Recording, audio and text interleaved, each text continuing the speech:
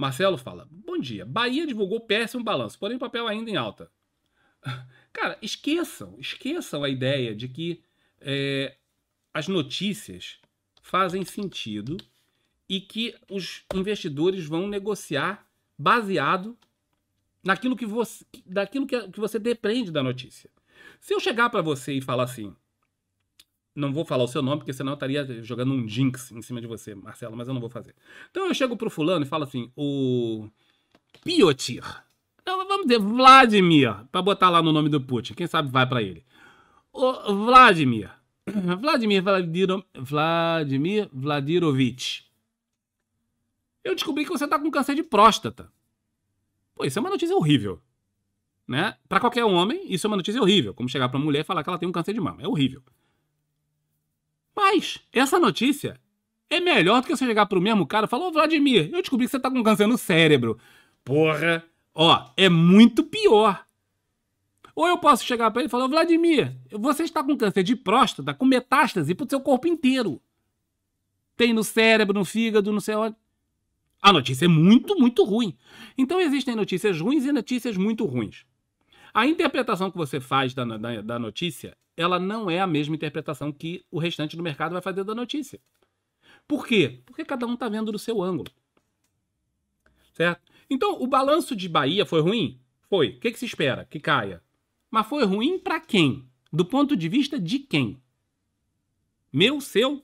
Ah, não, mas deu um número horrível. Deu um número horrível, mas as pessoas podiam estar achando que ia dar um número muito pior. O cara tava pensando que ele podia ter um câncer de próstata cheio de metástases pelo corpo inteiro, e não, é um câncer de próstata que tá só na próstata, tirar a próstata tá resolvido. Olha que notícia ruim que acabou sendo boa perto do que ele imaginava. O que esse cara vai fazer? Uma festa. Pô, eu tô com câncer de próstata e vou fazer uma festa. Por quê? Cara, porque eu achei que eu tava com câncer espalhado pelo corpo inteiro, tá só na próstata. Tem solução. Esse é o ponto. Esqueçam a ideia de que operar notícias vai dar certo. Não vai dar certo. Sai dessa.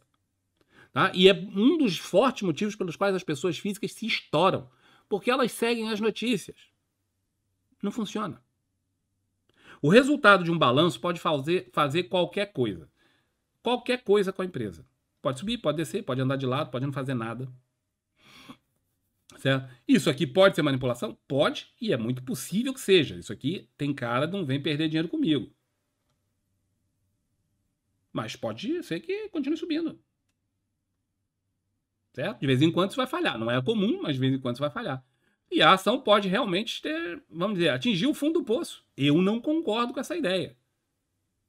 Mas vinha caindo e alguém começou a analisar e falou, ó, cara, eu acho que o nosso mercado de eletrodomésticos pode estar começando a ter uma respirada. Já você vê em outras empresas e você olha e fala, quem sabe essa aqui não vai na valsa? Não sei. O que importa é notícia, é a pior forma que você tem para operar o mercado. A não ser que você queira operar volatilidade. Não opere através de notícias, não conte com as notícias para nada. Ah, saiu um resultado XYZ, esquece. Esquece. Tá? Sem contar um detalhe. Eu até citei o estudo do Damodaran, que é o seguinte. O Damodaran, que é o cara mais importante na análise fundamentalista no mundo, hoje em dia, certo? Em termos de ensino, didática, né? Ele não é trader, ele é professor. Mas ele estuda análise fundamentalista, é professor de valuation e de análise fundamentalista há muitos anos. Ele tem um estudo que é muito interessante, que ele diz o seguinte: depois de uma notícia, sai a notícia. Certo? Seja ela qual for, saiu a notícia. Aí fez um determinado candle. 6 dias no futuro, até 6 dias no futuro, aqui eu botei um mês, mas são 6 dias, qualquer coisa pode acontecer aqui no meio. O ativo pode subir, pode descer, pode rebolar, pode fazer o que quiser. A partir do 6º dia, nos estudos dele, é óbvio que, então é 100%. Claro que não, né? Isso é uma coisa estatística e toda estatística ela é percentual. A partir do 6º dia, você pode entender que o movimento vai se estabilizar. O balanço de Casas Bahia saiu ou aqui, eu não lembro qual desses 2 dias, mas um dos dois. Certo? Vamos dizer que saiu nesse. Passaram 1, 2, 3 dias apenas. O movimento não está estabilizado ainda, segundo o estudo da Moderan. Eu não fiz esse estudo, eu não repeti o estudo para ver se funciona. O estudo foi feito no mercado americano e indiano e não no mercado brasileiro, portanto, tenham tudo isso em mente. Mas, considerando que essa é uma possibilidade real de que seja verdadeiro para todos os mercados, foi em 2 mercados completamente diferentes, como o americano e o indiano, então pode ser que também funcione no brasileiro, não sei. Mas se você considerar esse ponto, ainda estamos sob o efeito do nada, da oscilação possível para lá e para cá. Ainda não deu o prazo.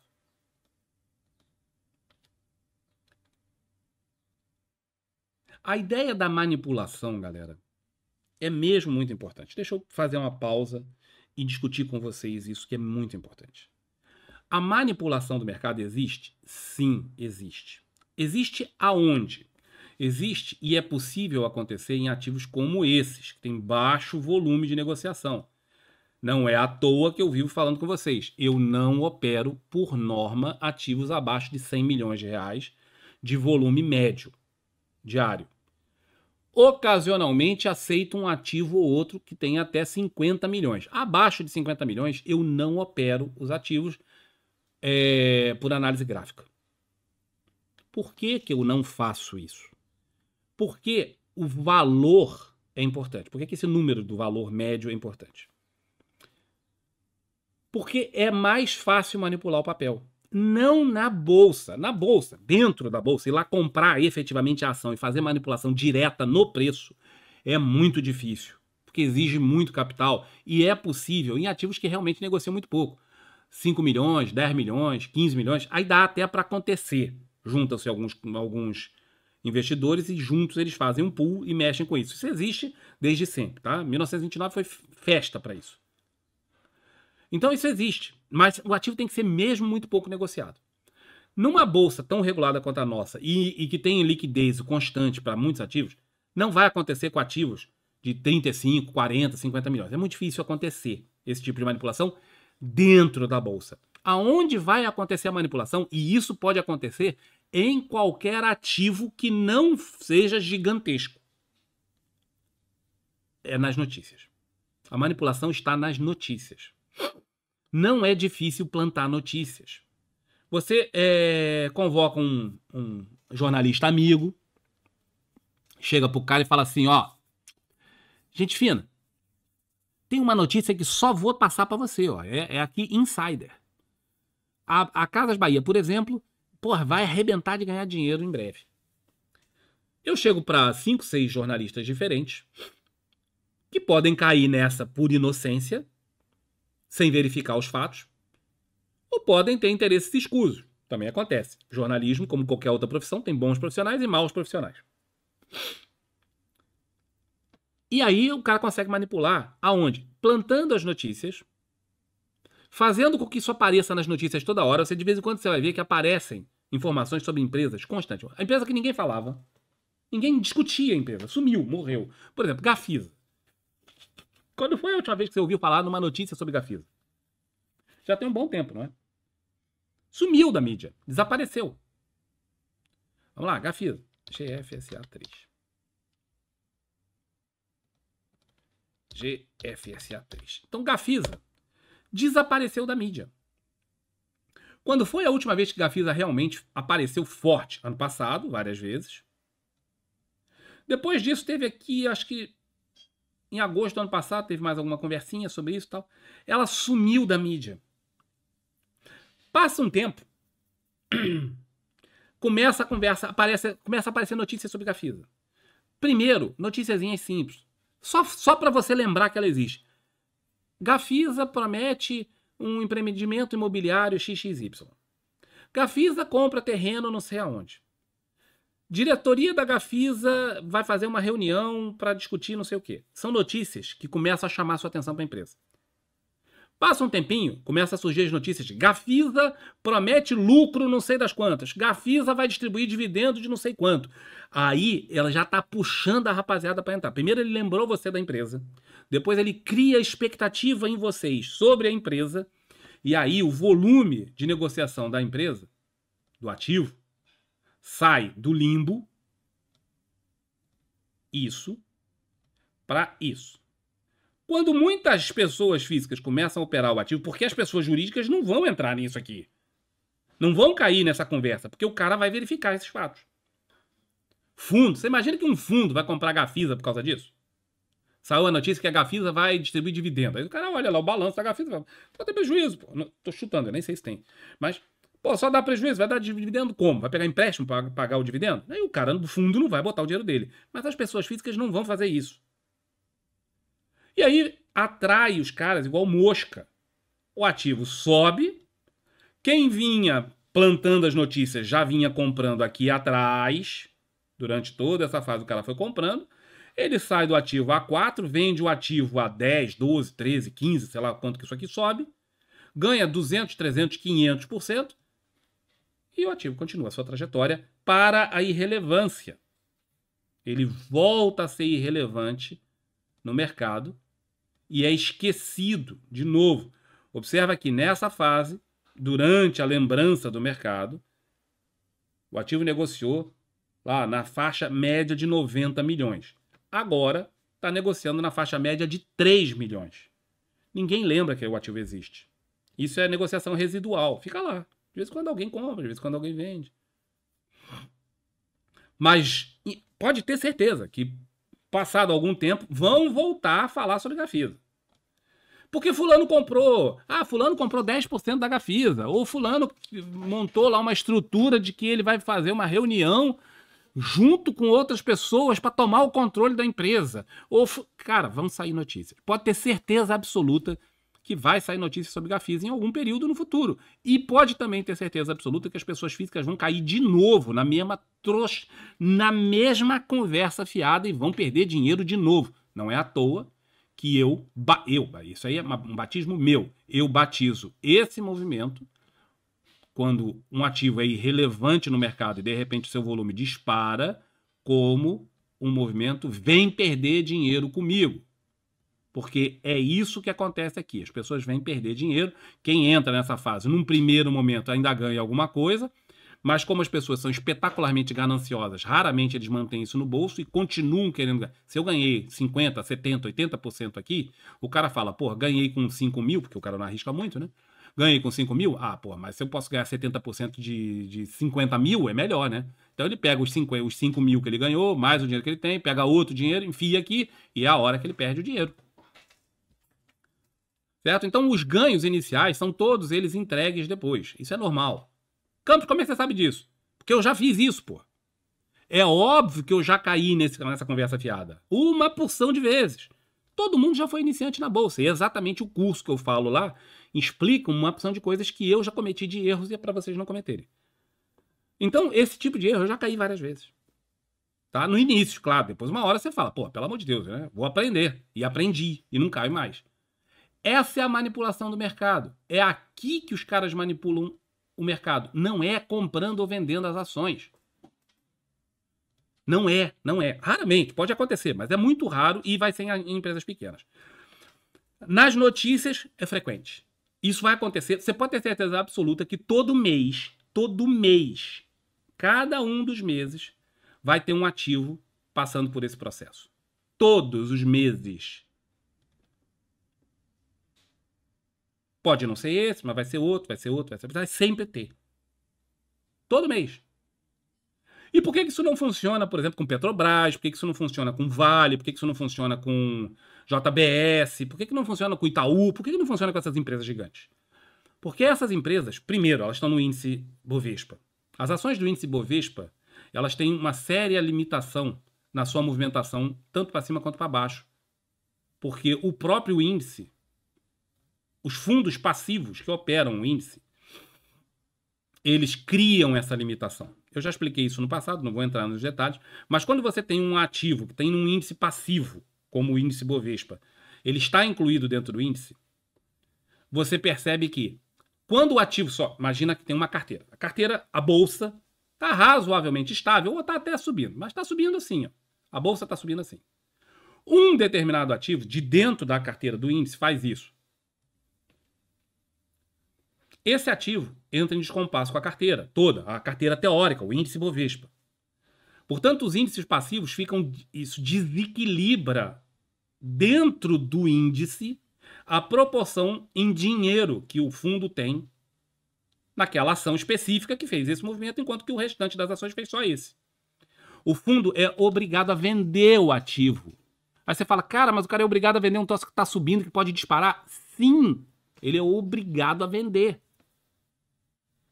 Certo? Ele é obrigado a vender. Isso aqui limita o tipo de movimentação que as ações de dentro do índice conseguem fazer. Por isso elas são menos voláteis. Logo, é muito mais difícil manipular, porque o que o cara precisa quando ele faz esse tipo de conversa fiada aqui? Ele precisa, não adianta para ele o ativo subir 20%. Isso não resolve. O cara quer que o ativo suba 100, 150, 200, 300%. Aí ele ganha muito dinheiro, ele arrebenta de ganhar dinheiro. Compensa o estresse, compensa a dificuldade, compensa a grana que às vezes ele gastou plantando as notícias. Lembre-se disso. Às vezes aquilo tem um custo. Para depois ele tem que faturar, ele tem que pagar toda essa galera, tem que ter lucro. Na Petrobras, ela é negociada nos Estados Unidos, ela tem gente investindo... Quem que investe? Imagina alguém do Japão vindo para a Bolsa Brasileira e escolher assim, não, eu vou investir em Gafisa. O cara japonês sai lá do Japão e fala assim, não, de todas aquelas ações que tem na Bolsa, eu vou investir em Gafisa. Consegue imaginar isso? Um fundo japonês fazendo isso? Você consegue imaginar um fundo americano saindo lá dos Estados Unidos sem ser para comprar a empresa? O cara pode vir aqui comprar a empresa, é diferente. Mas eu vou botar só ali, comprar umas ações de Bahia. Você consegue imaginar o cara sair lá dos Estados Unidos ou da Inglaterra? O cara sai da Inglaterra e pensa assim, vou estudar o mercado brasileiro. Tem lá 500 ações. Qual que eu vou escolher? Vou escolher para investir em Bahia. Não, ele não vai fazer isso. Certo? Ele não vai fazer isso. Ele vai investir especialmente nas ações dos índices. E é exatamente aquelas que oscilam menos. São as que têm menor volatilidade. E por isso elas são as melhores. Os estudos mostram que as ações que têm menor volatilidade são as que dão mais lucro para os investidores. Campos, não faz sentido, Campos, porque quando tem volatilidade é que a gente ganha dinheiro. Não. Volatilidade tem volatilidade. Volatilidade é igual a risco. Volatilidade, quando você tem volatilidade, você aumenta o risco. Portanto, quanto menor a volatilidade de um ativo, menos risco ele traz. O que os investidores querem é menos risco e não mais risco. O trader, a pessoa física, vai lá na volatilidade, que ele acha que ele vai ser o esperto que vai ganhar dinheiro o tempo inteiro. Um ou outro ganha, a maioria perde. A bolsa é um jogo, não é de soma 1, né, desculpa, de soma 0, mas é quase. Para alguém ganhar dinheiro na bolsa, o outro tem que perder. Se os grandes fundos e os grandes bancos ganham muito dinheiro, e basta você ver os balanços deles, que eles ganham dinheiro alucinado, de onde vem esse dinheiro? Quem perdeu esse dinheiro para eles ganharem? Porque alguém tem que perder para eles ganharem. As pessoas físicas que entram nesse oba-oba do vou ganhar dinheiro fácil, rápido e simples. Quando de rápido, fácil e simples não tem nada. Volatilidade igual a risco. Quanto mais volátil for um ativo, mais arriscado ele é. Menor a chance de você ganhar dinheiro nele. Os estudos mostram que os ativos menos voláteis, aqueles que estão dentro dos índices gerais, né? No caso do nosso é o Ibovespa, você pega índices assim, não pega o SP500, que é muito grande, mas você pega o Dow Jones, você pega índices menores e você vai ver que ali os ativos que estão ali dentro são os que mais dão dinheiro no longo prazo, que é o que interessa. O cara ganha aonde ele tem que ganhar, no longo prazo. Então é muito importante entender isso. E aí é muito importante entender aonde tem a possibilidade de manipulação na bolsa. Não é normalmente comprando ou vendendo ações. Até porque os caras geralmente operam no mercado de balcão em opções para fazer isso. O cara, quando faz isso aqui, ó, ele não tá necessariamente comprando as ações, galera. Olha só. Ele pode estar operando no mercado de opções. Certo? E você não vai saber disso, porque é no mercado de balcão. Então você não vai nem ver. E o ativo dispara. E o cara que poderia ganhar 300% na ação, ele ganha 300.000% na opção. Não ache que o limite do ganho é esse que você está vendo na ação. Nas opções, ele pode ganhar muito mais. Mas muito mais. Elas são naturalmente alavancadas, elas geralmente têm um ômega em torno de 8 a 10, dependendo daquela que você busque. Pode ser, isso é médio. Mas ela pode ter um ômega de 100. E para cada R$1 que variar na bolsa, vai variar 100 na opção. Lembrem-se disso. Guardem essa imagem que eu estou botando aqui e colhem isso na cabeça de vocês. Volatilidade é igual a risco.